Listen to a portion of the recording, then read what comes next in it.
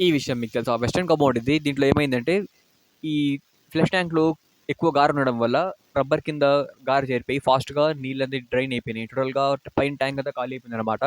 So, దీన్ని first clean చేసేయాలి. Safe and set ఇది సెంటర్‌లో ఉండేది. దీన్ని ఓపెన్ చేయాలి. కొన్ని లాక్ టైప్ వస్తాయి. కొన్ని థ్రెడ్ టైప్ వస్తాయి అనమాట. థ్రెడ్ టైప్ ఇది. లెఫ్ట్ సైడ్ తిప్పితే ఓపెన్ అయిపోయింది. సో, దీన్ని ఇలా ఈ మోడల్‌లో సెట్ చేసుకోవాలి. ఎందుకు ఇలా సెట్ చేసుకోవాలంటే యాసిడ్ బాగా ఫ్లో అవుతుంది కాబట్టి లోపలికంతా. సో, ఇది క్రిస్టల్ టైప్ ఆఫ్ మెటీరియల్ కాబట్టి ఇది క్రిస్టల్ టైప్ ఆఫ్ మెటీరియల్ భిన్న పగిలిపోతుంది. దీంట్లో యాసిడ్ వేసేటప్పుడు కొంచెం ఫాస్ట్‌గా క్లోజ్ చేసేయాలి. స్లో చేసినామంటే ఖచ్చితంగా వెళ్ళిపోతుందన్నమాట. కొన్ని మినిట్స్‌లో ఫినిష్ చేసుకోవాలంతా.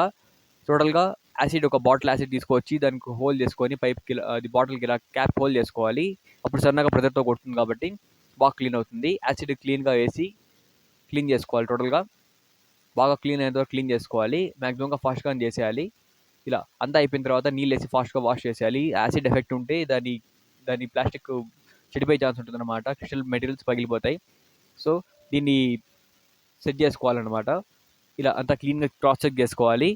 ఈ కొత్త రబ్బర్ వేసుకోవాలి. కొత్త రబ్బర్ వేసుకొని లోపల ఏమైనా గారు ఉందా అని క్లీన్‌గా క్రాస్ చెక్ చేసిన తర్వాత వేసుకోవాలి. ఎందుకంటే దాని కింద మళ్ళీ ఏదైనా గారు చేరితే ఆన్ స్పాట్ లీక్ వచ్చేస్తుంది కాబట్టి ఇలా సెట్ చేసుకోవాలి. ఇలా లీక్ అయ్యే కండిషన్ నుంచి ఈ కండిషన్ తేవడానికి ఇలా చేసుకుంటే సరిపోతుంది.